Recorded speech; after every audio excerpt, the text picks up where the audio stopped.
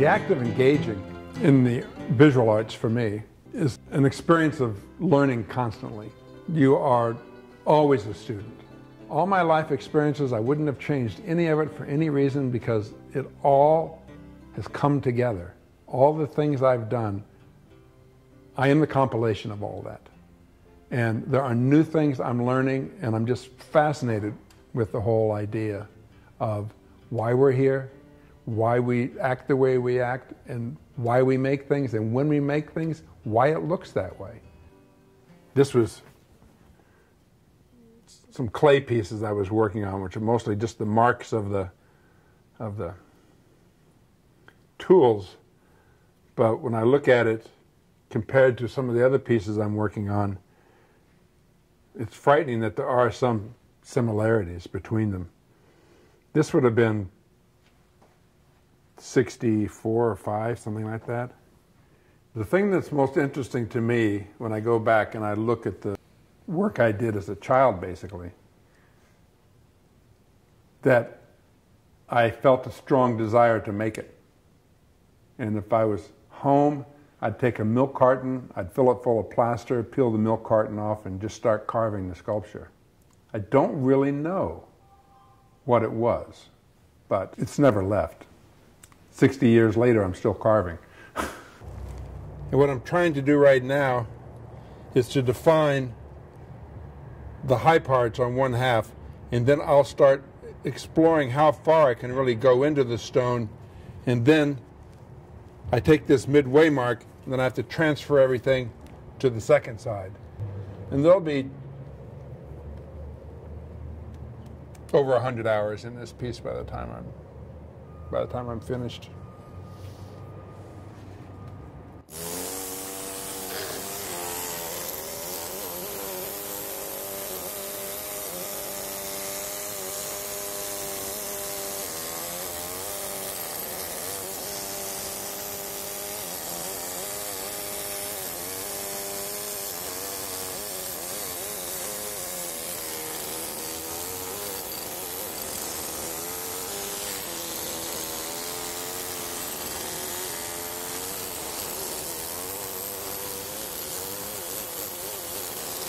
I was in Italy with my friend Gar Waterman about 4 or 5 years ago, and we brought back a bunch of African black marble, which is very nice stuff.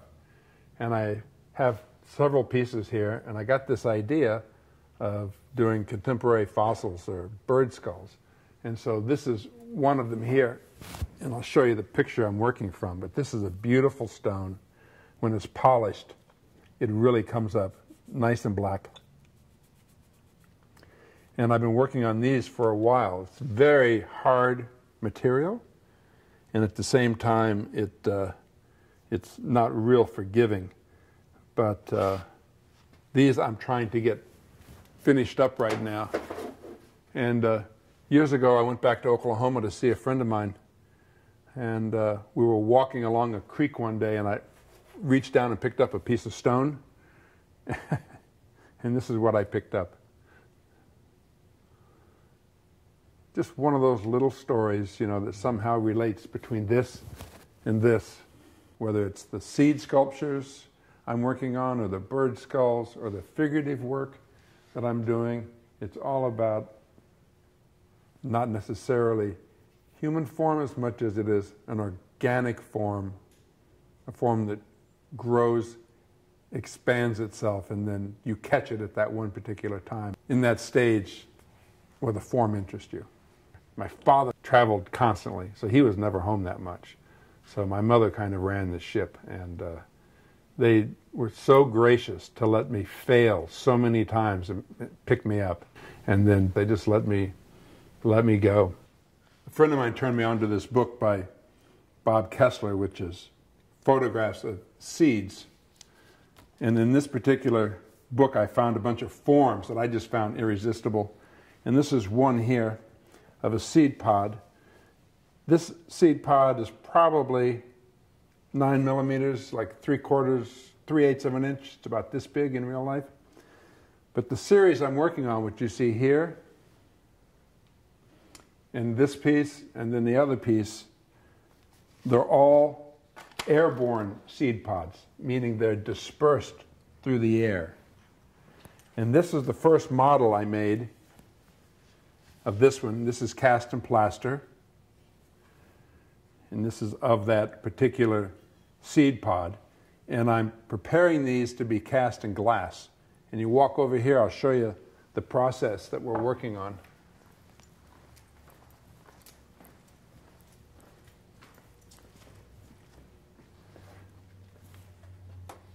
This is a wax copy of what I was just showing you. And yesterday, Tiberiu and I made this wax copy. The foundry, which is going to cast the glass, needs a wax that they can encapsulate in a plaster and then burn out, and then the glass gets poured into the mold. This is an example of one piece of that mold. It's a rubber mold, which I made several months ago of the piece. And you can see here it's a very flexible material. It's a urethane, very flexible. But in this rigid mother mold, the mold is held together, the wax is painted in, the two halves go together, and then you pour in and you slush cast, like you see on the table on the other side too. The process of sculpture has so many steps. First you have to make the idea, you got to make the sketch, then you have to make the clay, then you have to make a mold. And from the mold, you make a plaster, you finish the plaster, then you make another mold. And then you go back and make the wax. And then the wax gets into the foundry makes another mold, they cast the piece, they break it out, then they finish it. 7 or 8 steps just to make one piece. Most people don't realize how labor-intensive sculpture is, which you really got to be crazy if you want to even try this. It's just so labor-intensive. So you better like what you're doing. Like they say, do something that you love. I fell in love with form. 3rd grade. Here, come and draw this candlestick. 3rd grade. And I started looking at the candlestick and seeing all those reflections and the lights and the darks and this form and everything, and it just sucked me in. Ever since then, it's been something that I appreciate.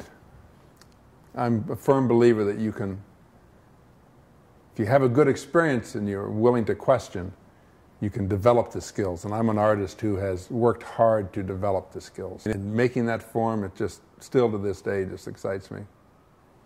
Visually, perceptually, studying form and moving around the sculpture and watching how form has an origin and an insertion, and eventually when it comes together, it does kind of tell a story. So you have an idea, you have the process, you have the materials, and then you start working on it and you make it, and that's, wow, I mean, what more could you want?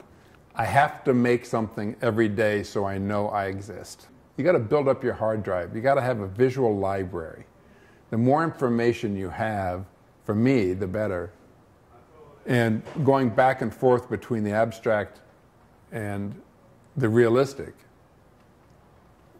challenges me. The making of stuff grounds me. It puts me in the world. Growing up in Oklahoma, I was very influenced by the American Indians and their worldview, which was very wholesome and very grounded. We're here on this planet, and we have to respect the planet because we gain everything from it. It feeds us, it nurtures us, it gives us ideas. The air fills our lungs. I mean, it's breathing. My visual memory, I don't forget things, you know, and so you have to finish them so you can put them aside. And I'll work for years on a piece, and then I finish it, and then I forget it. It's great. It's great. It's very liberating. As an artist, you work in private for the public. That's the process, and I'm a process-oriented person. Process to me is almost as important as making the form. There's so much energy and so much time that goes into making each piece that if you do the Tom Miles timeline and you start to put all those pieces on there, they absorb a lot of my life and a lot of my time and energy. It's that is my life, is the making of all this stuff. It's okay to make interesting looking stuff, period. This is a sculpture I started about 2003, 2002, which when I started abstracting the human figure more and kind of deconstructing it. And I like this piece. There's several others in the series, but I wanted to make it larger, so I took this to a friend who had a laser scanner, and he laser scanned it, and then we used a 5-axis carving machine and then made this enlargement. Once again, the enlargement took 2 days as opposed to 2 months for me making it. So this is the 1 scale, and then this is the larger scale.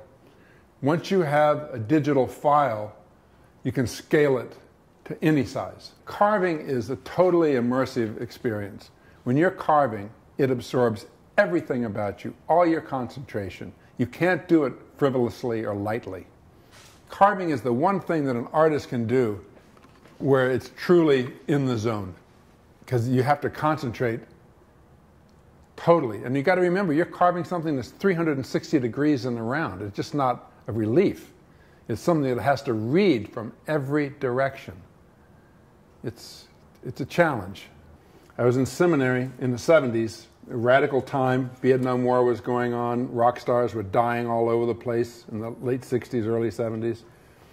And I was taking a class called The Life of Jesus. And the professor was Christian Becker, who was a German theologian. And I pleaded with him. I didn't want to write a paper because I don't consider myself a good writer for the class. And I asked him if I could make a sculpture and then defend it in front of the class. And he said yes. So I made this sculpture at 36 inches, brought it into the classroom and defended it, and then forgot about it. And when I started working again, I realized I wanted to go back, not so much for the religious significance, but from the historical importance for me that this was the piece that made me break away from a career path I had and pulled me back into the arts where I was supposed to have been in the very beginning, but I didn't realize it. When I was in seminary, my brother was killed tragically, and I kind of went like, why am I sitting here asking all these great questions about the world and life and everything, and here a human life was just taken? I don't understand that. That's when I left school and went back to art school. This is a figure I just did in the early 90s, and 25 years later I pulled it out, and a friend of mine said, that's a really nice piece, I'd like one. So I'm in the process of refinishing it and making a mold so I can go into production. This piece here in the series up on the shelf are abstract pieces I'm doing in aluminum that are in reference to kabuki dancers, the Japanese kabuki dancers. And it's just another way, figurative clothing. I mean, for me, I see a dancer in there very clearly. But these are kind of wild. I made this in wax to cast it, and then I found out it's almost impossible to cast because you can't get a mold off of it. So then I had to go back and start making them literally out of aluminum. So no mold is involved whatsoever.